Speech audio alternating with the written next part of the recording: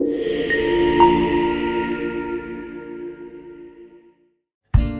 Estates is your local area expert in North Kent and South London, specialising in residential sales, lettings and block management. Good morning. Today I am absolutely thrilled to welcome Colin Horton, a true powerhouse in the property sector. Colin has earned his title as Property Week Resi Trailblazer for 2024 and the highly sought after keynote speaker. As the founder of Project & Co, the UK's fastest growing lending valuation firm, Colin has redefined industry standards and continues to make an impressive impact. He's a multi-award-winning leader who has more than 5,000 lease extensions under his belt and ranks amongst the top 11 podcasters in the country. Join us as we dive into Colin's journey, his approach to success, and what drives him to push the boundaries into property. Welcome, Colin. That was some intro, Max. Thank you very much. I appreciate it. You're welcome. Well, we did a little bit of research like you would. No, I hope you didn't find anything too bad on the old internet. I never know what you're going to find on there. Oh, all good. It's all good, yeah? All good. So, Colin, I mean, you've done loads of things in your life. I know you absolutely love fast cars, but we'll come on to that a little bit later. What I'd really like to start with is I heard you a little while ago, and we were up at a property investors show in Sevenoaks. And it was really interesting listening to you and listening to sort of like your humble beginnings. So tell us a little bit about sort of how you started within the property sector. Yeah. So I'll be honest, I never ever thought I'd be in the position that I am today. There's luck, skill, a bit of judgment, but it still kind of worked out for the greater good. I mean, I grew up in sunny Southend. Very humble beginnings, single parent upbringing with my mum, very strict Catholic, and she was incredible, but she gave up her any kind of career she would ever wanted to make sure that we were safe and looked after, because we lived in quite a rough area. So we never had any money. I never expected anything of my life. I didn't meet any posh people. I just didn't really have any ambition really, and then wasn't very academic. A bit of a wallflower in school, not the best looking kid in the entire world, and my voice didn't break till I was 18, so I didn't really have much going for me, to be fair. And then I started to grow into myself a little bit. I was doing a gap year, not exotically. I was working in a call centre, and my two best mates went down to Portsmouth University, and we're like, "Look, Cole, we're gonna go uni. Do you want to come?" And I'm like, "Yeah, all right, why not? It sounds fun." So signed up, got into uni that September, done property development, design and marketing. I had a real love of homes under hammer. When I used to play truant, I wasn't bunking on school because I wanted to go out and cause mischief. I wanted to bunk off school to watch Homes Under the Hammer. I was a bit of a loser, really. And actually, on Homes Under the Hammer, my episode's on Wednesday the 7th. Obviously, I think it should be out by then, but still, so I'm really excited for that. It's like a lifelong goal. But and then I went to uni. Again, wasn't very academic. I mean, I was out partying most of the time. I spent probably 60% of my time hungover. But I learned how to party, which was a good thing. And then got out of uni, had a degree. First person in my family to get a degree. Obviously, I don't mean what they used to mean, but still, it was a degree. And I managed to get a job as an asset manager, which sounded really sexy. And it was actually at one of the UK's largest freeholders, who are now kind of, backed by Blackstone. And I worked my way up from asset manager to kind of head of asset management, doing 6,000 lease extensions in that time. And it was incredible. I was learning from two billionaire brothers. It was a very autonomous and entrepreneurial role, and I had such fond memories there. I was in a really cool young team. It wasn't corporate. It was very much, let's see what we can do, be creative. Let's try and make as much money as we can. And it was great.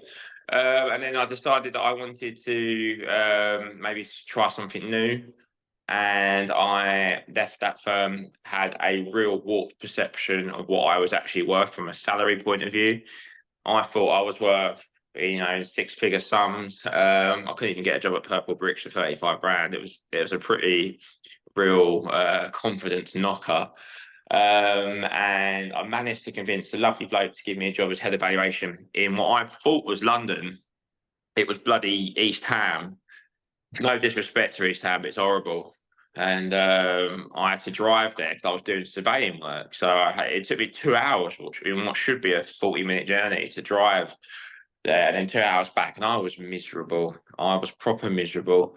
And just so happened, so it's a really long story, but it just so happened that at this time I'd set up some networking events and whatnot, and I started to get a bit of a name for myself. And I was bringing on clients to my job. And I was like, well, F this. I'm going to go and start up my own firm because I think I can go and do this. Well, I don't want to give the money away. And then we set up a valuation firm, and then also set up the building surveying firm, which is known as Projects & Co today. And now into our 6th year, 25 staff later, probably about 3 mil turnover this year. That's where we are, and that's where I am. There's loads of other stuff in between, but in short, that's me.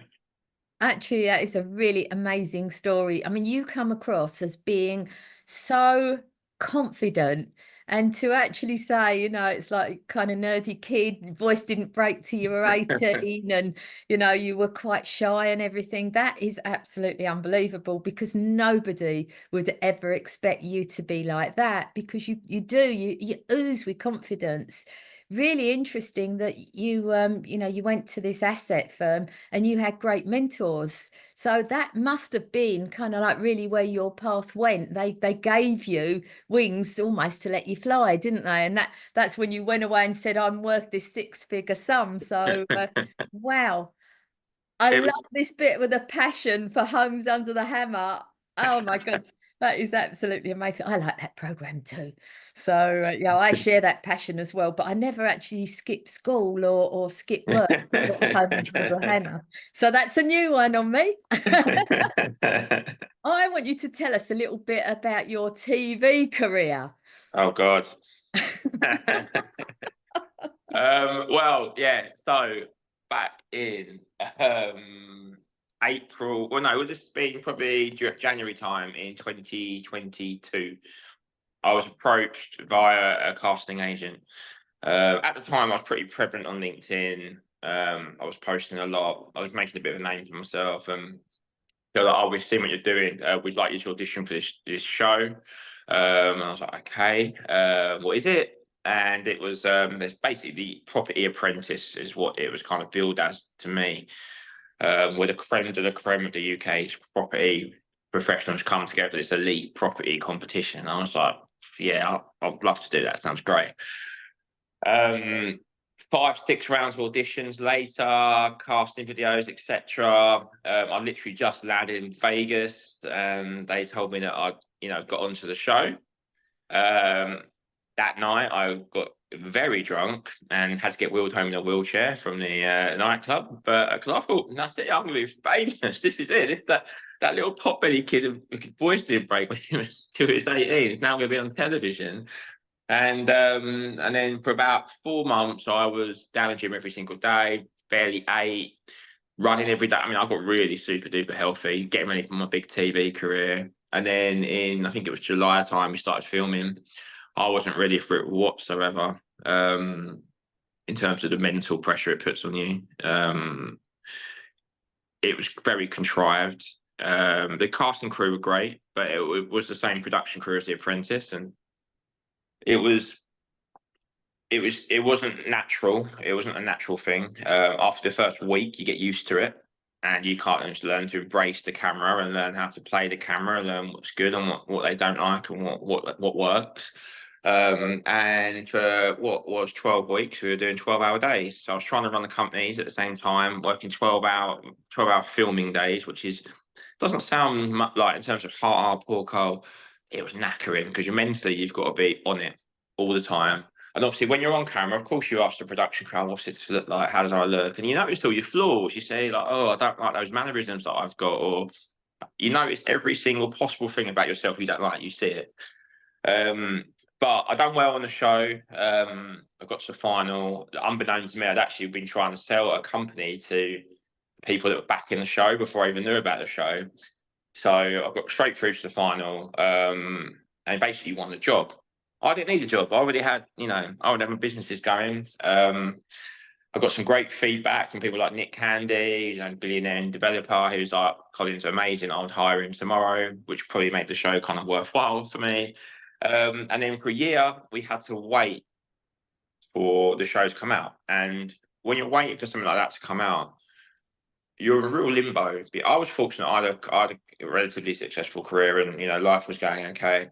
But a lot of the guys, they weren't the creme de la creme of property professionals. It was television, so it was 7 property people that were of all different ilks and different personalities, and they were relying on this to go well.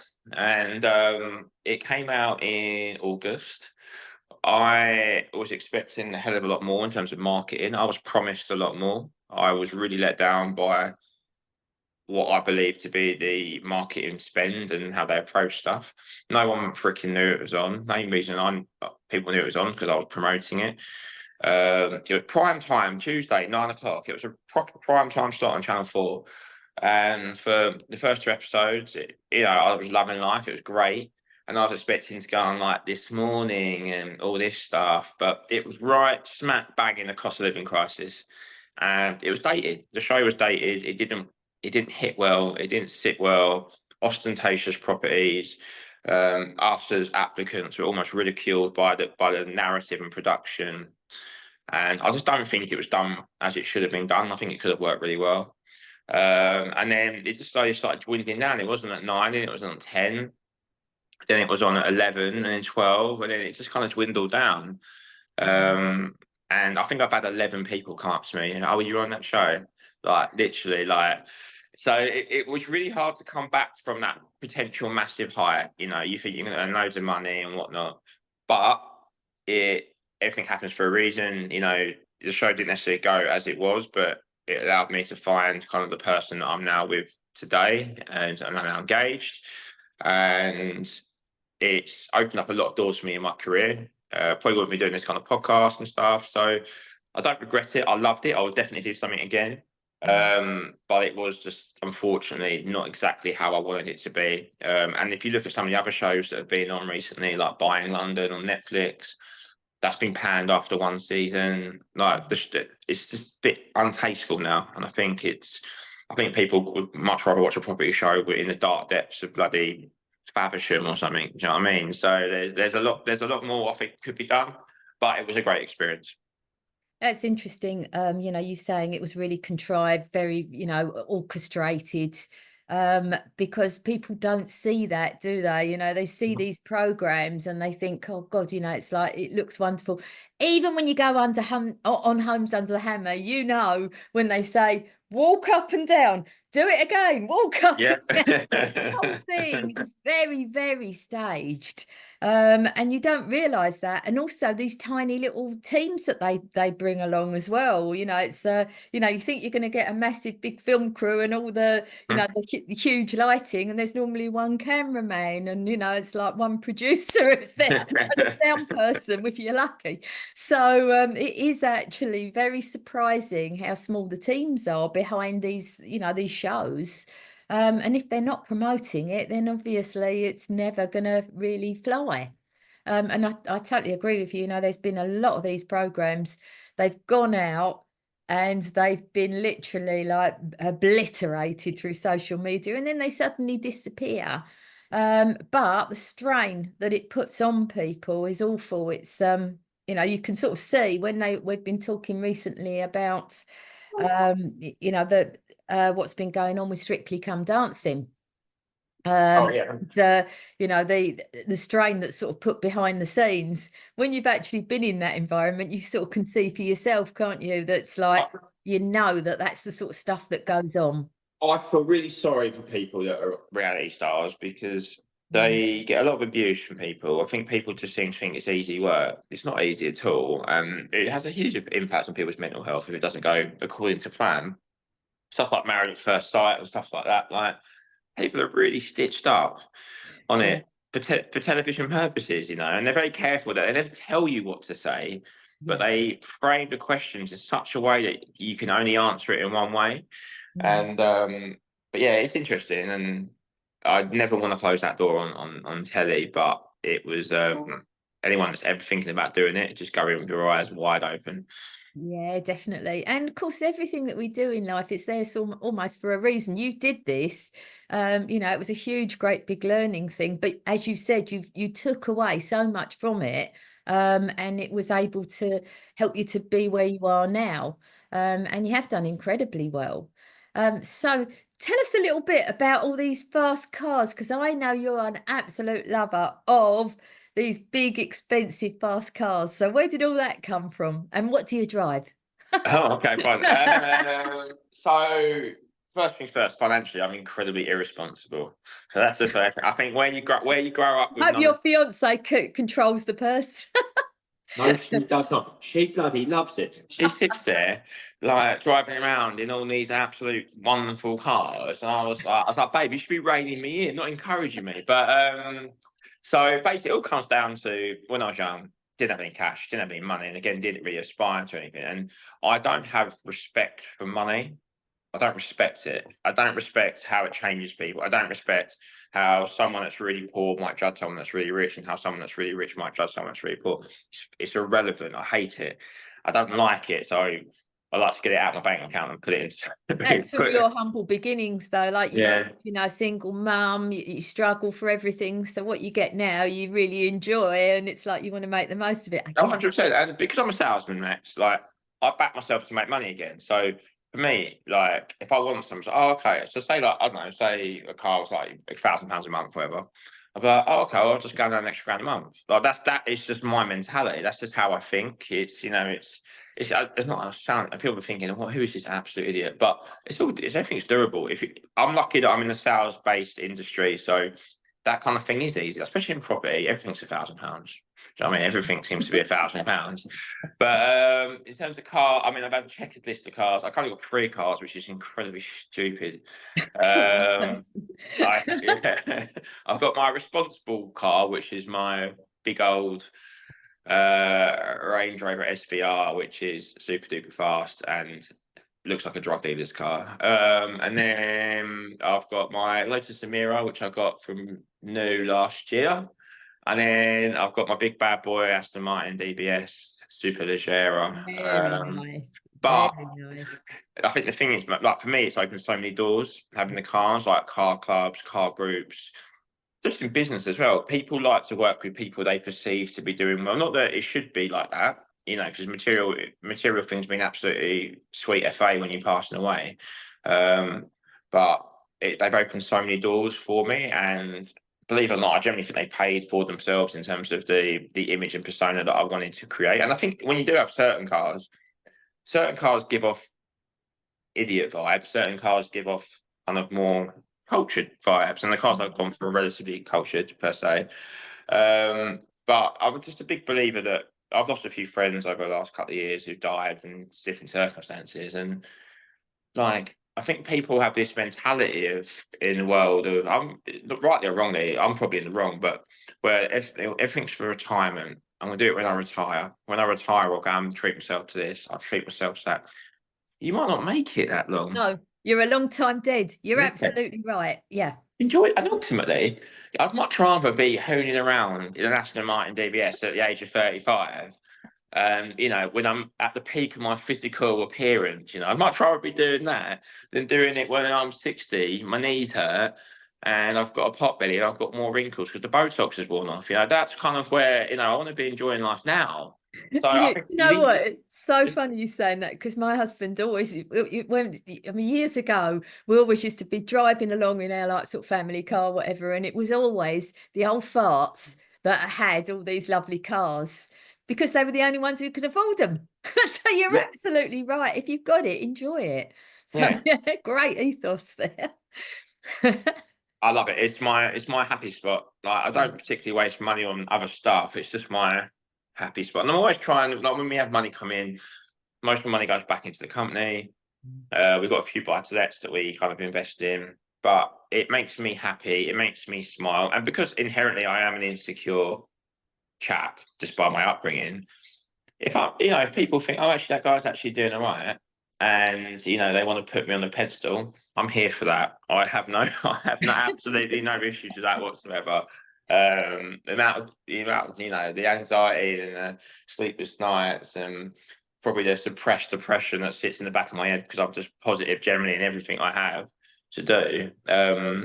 Yeah, why not? Let me enjoy my stuff. Like, I don't judge anyone for doing what they do. I don't have kids, so that is my probably Not yet. Not yet. no You're going to have kids. to grow up when you have the kids, though. Yeah, I'll just get all the cars in now, get That's them when signed up for nice big long contracts, then I can't get rid of them then. So exactly. Enjoy it while you're both single and you can actually do it, because when you have kids, your life changes. oh, 100%, 100%. So yeah, I totally agree with that. So tell me about Prop Party. Yeah, okay, so prop party. I've been doing networking events now for nearly 10 years now, but they started off as young leasehold professionals and then moved up into leasehold social. And they were great for me. Real kind of drove my career. And anyone that works in business development or wants to grow their career, start hosting network events or going to them. It's an absolute game changer, especially if you're trying to get a job or pay rise or whatever. We're gonna reward the people that are going out there and putting their name out in the open market, and to say, look at me, look at the company I work for. I'm prepared to go and do this to win work. So it's an absolute no-brainer for anyone. But I was sick of going to events that were like just really stifling and boring and same people, and it was just like, oh, what do you do? I was like, oh, God, no, this is not what I want. And I always reference the story, but there was a time when, before I started hosting events, that I was instructing Savills on the matter at my old firm. And I'd never met a posh guy before. I didn't know what posh people were like, and I was so nervous. And at this time, I was a multi-award winning surveyor. Like, I was top of my game, creme de la creme. Arguably better than these guys at Savills at my job, but my company wanted Savills' name, legacy brand. And I couldn't talk. I was so scared because I felt inferior because these guys had a trust fund and I didn't, and I was like, I never want anyone else to feel like that. It shouldn't matter where you're from or and these guys were lovely as well. And it shouldn't matter where you're from, what your class is, what colour your skin, what you believe in. Like, everyone's the same, why does it matter? And Pro Party, the concept came because I wanted an event where everyone could just have a laugh and enjoy themselves and have fun and not worry too much about work. If they make some relationships at work, amazing. But Pro Party is there to give something back to the sector, which has given me so much. And the events are not only, really social. We always try and give back in terms of, food and drink and stuff. They are a paid event by all means, because these things are expensive to put on. But we want to create memories, and I think if I look back on some of my happiest times in my career, they've been at events that I've been to, awards nights or parties and stuff. And I want to be part of that. I want to be part of that legacy. And I don't intend to be doing surveying for that long, and someone wants to come and buy us out, wonderful, I'd be gone like a shot. So I just want Pro Party to be the event that people look forward to in the calendar. It's a name that's will hopefully become a dynasty of events in the future. Looking to do more work with charity and get bigger and bigger acts come down. I think we're one of the only events in the sector that has like headliners, like famous people who are probably a bit more famous in the 90s or the noughties, but still it's the time for everyone to have a laugh, have a drink, enjoy themselves and just make some memories. So give us the dates, costs, and how we find out about it. Right, so it is on the 18th of December 2024. It is at the Steelyard in central London. Great venue. The website for tickets is www.proparty.uk and just follow it through. At this one, we've got Boys Life. So I don't know if anyone remembers Boys Own or Westlife, but it's Boys Own and Westlife combined. So we've got one guy from Boys Own and one guy from Westlife. Probably not necessarily your taste, Maxine, but there's a band called So Solid Crew who are going to be there, and they were very. I had Chelsea Mafia working for me, the daughter of Oh, did you, Lisa? Lisa Mafia. Yeah, she Oh, was well, my apprentice. Lisa's there. I know So Solid Crew Oh, because cool. I know Chelsea. She took her first job with me, so I do know So Solid Crew. Oh, well, Lisa Mafia will be there. Lovely. You should get Chelsea along as well. Oh God, yeah, that'd be sick. Well, yeah, if I can get them down there, that'd be cool. And I just want, yeah, anyone that's a bit nervous about networking, don't be. There'll be about 500 property people there. We've got anyone from property managers to developers to lenders to brokers to agents to solicitors to surveyors to suppliers. So we're all there. It's the last proper working day, I think, before Christmas. It's going to be probably the best Christmas party going. I can't see it being anything better than that that time. And yeah, I just anyone that can support me on it. It's not easy. It's really stressful trying to put these things on, and no one else is stupid enough to do it. So the support from anyone that wants to get involved is really appreciated. Yeah, well, what we'll do, we'll put the link down for you as well. So Thanks, Max. Appreciate it. yeah, it sounds like it's going to be a real great big party. So yeah, it sounds really, really good fun. So I mean, you just seem to be like the Duracell bunny. You just keep going and going and going. Where do you get all this energy from? So I go to bed at 9 o'clock. So I'm in bed by 9 every day. I'm knackered. I'm up at 5, so I'm at the gym. Yeah. 5, and I want to get stuff done. Do you know what it is? I'm impatient. I want to get everything done now. I care a lot about people, and I think sometimes because I'm an empath, I maybe care too much about certain things, and I shouldn't care about because people don't actually give me the same back. But I want to make a decent impact in the world, and if I can do that by meeting as many people as possible, then I will. And I enjoy it. I enjoy the buzz. I don't necessarily love the stress, but I'm addicted to it. I can't really do anything about that. If I'm actually not stressful, I'll end up making myself really stressful by just lumping some more stuff on me.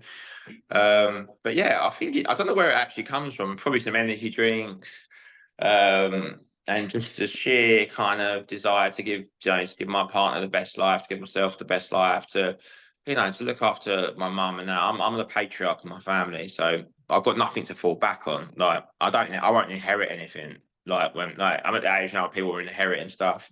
I don't get anything. Probably get some debt if anything. So that's me, and I have to do that. So when you know my psyche, when you know that that's the guy who's actually everything he's doing to give himself the best possible life, because he's not going to get given anything. I have to do everything because I have to give it to myself. That's why I am like I am, and that's why I have the energy. So I think people might consider me to be all over the place. Sometimes I am. I'm chaotic. I'm messy. My dressing room is very much. I mean, that's a twatty comment at best. My dressing room, but my dressing room at home is a literal direct representation of my brain. It's everywhere. It's scattered. I know where everything is, but if you looked at it from the outside world, you'd be like, "What the hell is going on here?" But yeah, I'm just trying to give this life the best chance I can of, success, I guess. And how does your fiance put up with that? Your messy room in your Well, to be fair to her, she keeps the majority of the house tidy. Otherwise, I've never expected her to do my stuff, but Yeah. she, we're both in a point in our careers. We're both really trying to grow our careers and really push it. So I am a bit of a pain in the ass for her. I'm always pushing her. Sometimes beyond her. In finance, isn't she? She's a mortgage broker, does lending. Yeah, so. because I'm so out there on LinkedIn and stuff, and I see the benefits of that thing. Our whole business was pretty much built off LinkedIn, so I understand the importance of it. I'm always trying to say to us, like, come on, let's do this, get it out there. And I know not everyone is as outwardly social media confident as me, but what I say to anyone listening is don't be shy, just post. No one actually cares what you look like. They don't, if they're going to have a horrible thought, let them, who cares? You're not going to hear it, and you're not going to see it. Yeah. Just keep posting. The more and more you post, the more people recognize you, and the more you'll become, synonymous with that service that you're selling. Mine is obviously surveying. I know you're right out there in terms of the management world and development stuff you're doing at the moment as well. So you just got to keep putting yourself out there. So if Definitely. you've got a I've shop, become famous for promoting the local train station. yeah. I think of you. I think of reform. I think of the property management stuff. I think of the freehold stuff. And yeah, local train station. Yeah, I'm always at that train station. And today I'm off too. So yeah, but you're absolutely right. It doesn't matter. And if people don't like you, they don't have to watch you. So No. go out there, feel the fear and do it anyway. And it actually becomes sort of part of your routine, really, doesn't it? So you don't think about it at the end of the day. You just go out and do it. And you think, oh, I must remember to do that. So you're right. It does sort of become your kind of like, your part of your life. How do you get work-life balance? How do you kind of like switch off and, like have time for you? I very rarely switch off if I'm honest with you. And I think probably contrary to popular belief, I actually do have a pretty good work-life balance on the face of it. I don't necessarily work weekends. I'm always working per se if you class it as look at your phone and emails and stuff. But when I'm at home and I'm with my partner. We're together. Like I'll always be thinking about work. I'm never not thinking about work. But for me, it's almost impossible to switch off when we've got 25 people to be responsible for. I can't switch off. But I always make sure I train hard. I'm always at the gym. Either in my car. I enjoy my food. I enjoy my holidays.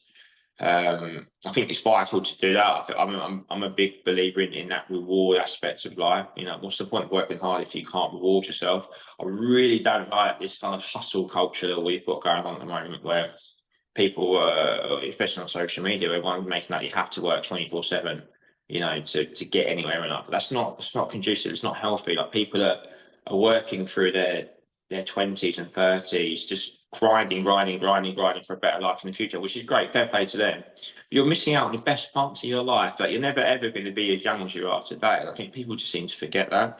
And I'm very cautious that I am getting older, and I'm not as agile as I once was. And You're 35.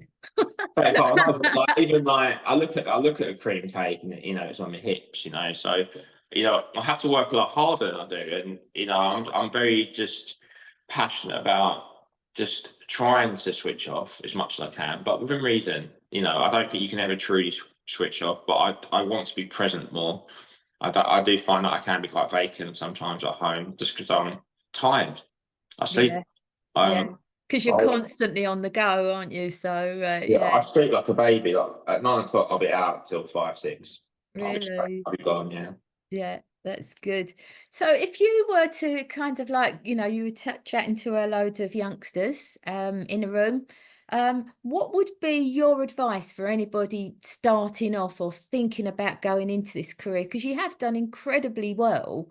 And, so if you were kind of like looking back, what advice would you give out now to youngsters thinking about going into our industry? Yeah, that's a great question. First things first is I would build the foundations of a personal brand. That's always my go-to. Obviously, it's hard though as you start off in your career because you're not necessarily, going to have all the experience and on content to go hell for leather. However, to start a personal brand, I'd always get your LinkedIn up and running, and start what I call kind of flirting with potential employers and clients.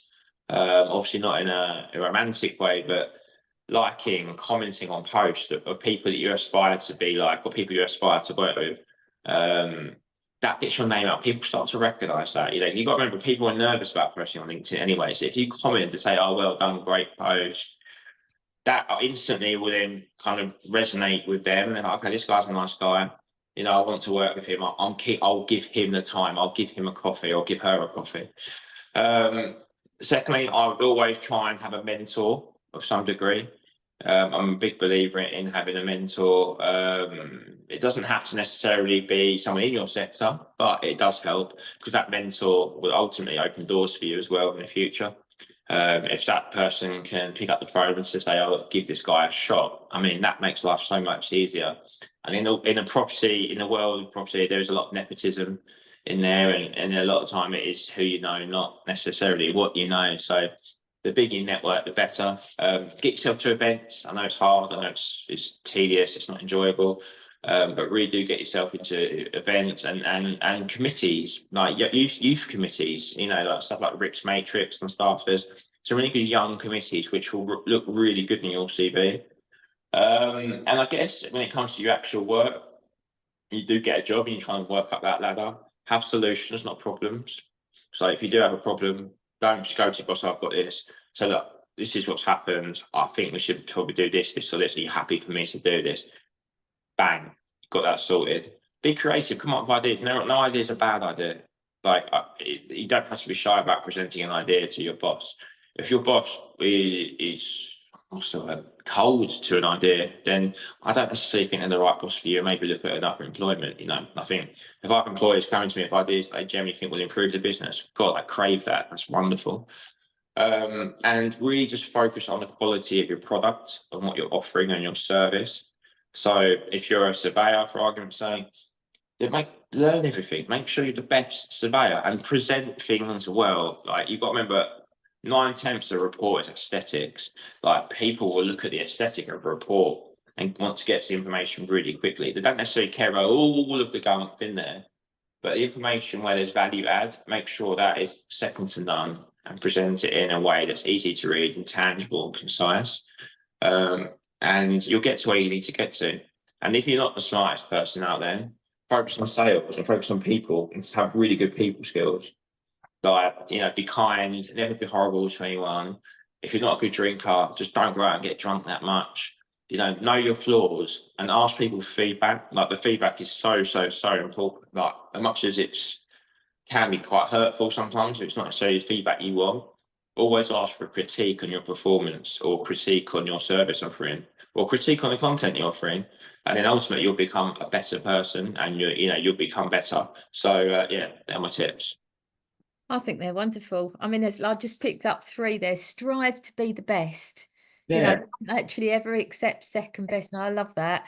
Be kind. I think that's really important. And I think that's great. It is really important. It's like, it's not always about you, is it? It's actually, you've got to be looking at your pain point for your client and seeing what you can do for them. So being kind and being empathetic and listening, I think is a really important skill. And I love that. Ask for feedback. Don't sort of like go and think, oh yeah, it's like, because feedback is where you learn. So I think there's some really great things that you've actually like pulled out there, and great learning points for anybody who's sort of thinking of getting into our industry or in our industry and wants to get on and is wondering maybe why they've reached the glass ceiling. It's like maybe they need to kind of like look back and think, what do I need to do differently? But yes, thank you so much joining us today. It's been absolutely amazing. I've learned loads about you today.